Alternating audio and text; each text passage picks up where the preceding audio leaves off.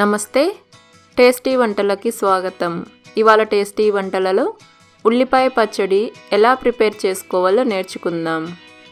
ఇది చాలా టేస్టీగా ఉంటుందండి. ఇది రైస్లోకి చాలా బాగుంటుంది. ఈ పచ్చడిని ఫ్రిడ్జ్లో పెట్టకపోయినా 1 వీక్ వరకు నిల్వ ఉంటుంది. సరే, మరి దీనికి కావలసిన పదార్థాలు ఏంటో చూసేద్దామా. 2 మీడియం సైజ్ ఉల్లిపాయలను చిన్న ముక్కలుగా కట్ చేసి పెట్టుకోండి. 20 లేదా 25 ఎండుమిర్చి,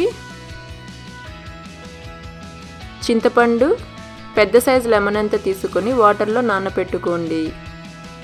2 to 3 స్పూన్స్ ధనియాలు, 1/2 స్పూన్ మెంతులు, 10 వెల్లుల్లి రెబ్బలు, 1/2 స్పూన్ ఆవాలు, 1 స్పూన్ మినప్పప్పు, 1/2 స్పూన్ పసుపు, చిటికెడు ఇంగువ, సాల్ట్ రుచికి సరిపడా, కరివేపాకు, కొత్తిమీర అండ్ 5 to 6 స్పూన్స్ వంట నూనె. ఇప్పుడు ఉల్లిపాయ పచ్చడి తయారీ విధానం చూద్దాం. కడాయిలో 1 స్పూన్ ఆయిల్ వేసి వేడి చేసుకోండి. ఆయిల్ వేడయ్యాక ఎండుమిర్చి వేసి కలయబెడుతూ లైట్గా కలర్ చేంజ్ అయ్యే వరకు వేయించుకోండి.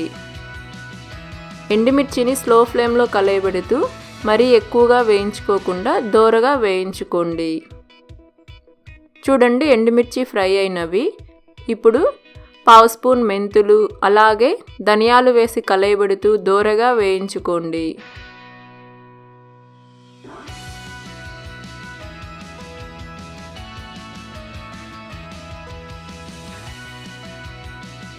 చూడండి, ధనియాలు మెంతులు కూడా ఫ్రై అయినవి. ఇప్పుడు పక్కకు తీసి చల్లారి పెట్టుకోండి.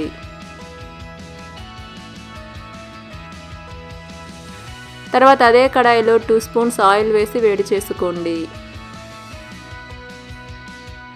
ఆయిల్ వేడయ్యాక కట్ చేసుకున్న ఉల్లిపాయ ముక్కలు వేసుకోవాలి. అలాగే ఉల్లిపాయ ముక్కలు త్వరగా వేగడానికి చిటికెడు సాల్ట్ వేసి ఉల్లిపాయ ముక్కలు మెత్తగా అయ్యే వరకు వేయించుకోండి. ఉల్లిపాయలలో సాల్ట్ వేయడం వలన ఉల్లిపాయల్లో ఉన్న నీరు బయటికి వచ్చి ఉల్లిపాయలు త్వరగా ఫ్రై అవుతాయి. చూడండి, ఉల్లిపాయలు ఈ విధంగా లైట్గా కలర్ చేంజ్ అవి మెత్తగా అయితే సరిపోతాయండి. ఇప్పుడు నానబెట్టిన చింతపండును వాటర్తో సహా వేసుకోండి. తర్వాత కలయబెడుతూ అంతా దగ్గర పడే వరకు ఉడికించుకోవాలి.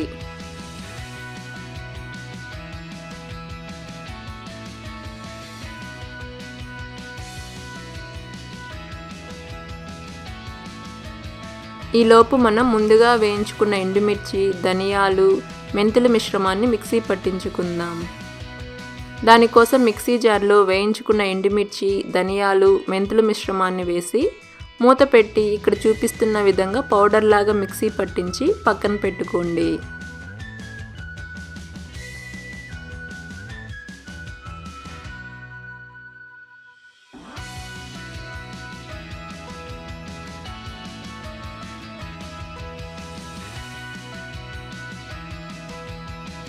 చూడండి, ఉల్లిపాయలు చింతపండు మిశ్రమం దగ్గర పడింది. ఇప్పుడు అంతా ఒకసారి కలయబెట్టుకోండి. తర్వాత పసుపు, రుచికి సరిపడా సాల్ట్, అలాగే మనం ముందుగా వేయించి మిక్సీ పట్టించుకున్న ఎండుమిర్చి, ధనియాల మిశ్రమాన్ని కడాయిలో వేసుకోండి. తర్వాత అదే మిక్సీ జార్లో కొద్దిగా వాటర్ వేసి తిప్పి కడాయిలో వేసుకోండి. ఇప్పుడు అంతా కలిసేలా కలయబెడుతూ ఆయిల్ పైకి వచ్చే వరకు స్లో ఫ్లేమ్లో ఉడికించుకోండి.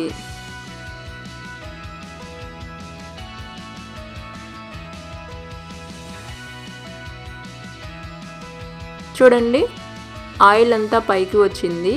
ఇప్పుడు అంతా ఒకసారి బాగా కలయబెట్టుకొని స్టవ్ ఆఫ్ చేసి మిశ్రమాన్ని చల్లారి పెట్టుకోండి.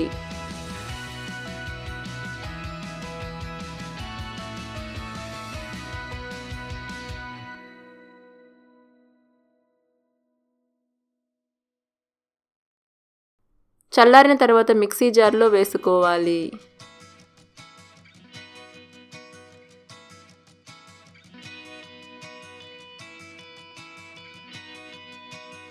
ఈ మిశ్రమానికి వాటర్ యాడ్ చేయకుండా మూత పెట్టి ఇక్కడ చూపిస్తున్న విధంగా మెత్తగా గ్రైండ్ చేసుకోండి.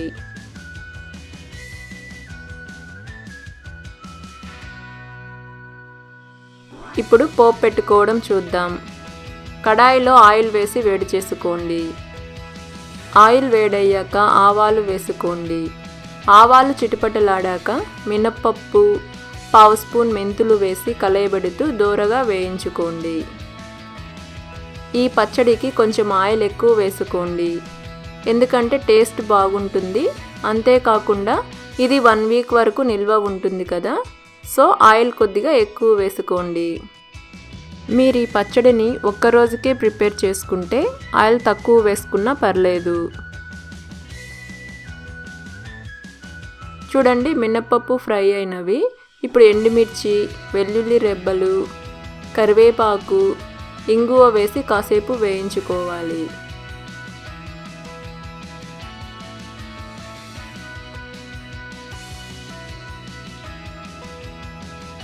చూడండి, అన్నీ చక్కగా ఫ్రై అయినవి.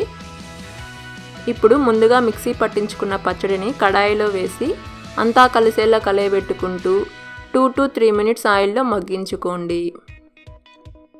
మీరు పచ్చడిని ఆయిల్లో వేసుకున్న తర్వాత వాటర్ యాడ్ చేయకుండా ఈ పచ్చడిని ఆయిల్లో మగ్గించుకోండి. ఇది నిల్వ ఉంటుంది కదండి, సో వాటర్ యాడ్ చేయకుండా ఈ పచ్చడిని ఆయిల్లో మగ్గించుకోండి.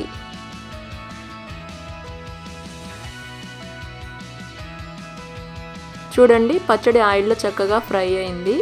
ఇప్పుడు అంతా ఒకసారి కలయబెట్టుకొని చివరగా కొత్తిమీర వేసి అంతా కలిసేలా కలయబెట్టుకొని స్టవ్ ఆఫ్ చేసుకోండి. అంతేనండి, ఎంతో టేస్టీ ఉల్లిపాయ పచ్చడి రెడీ.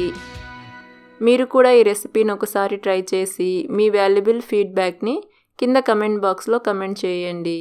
Thank you.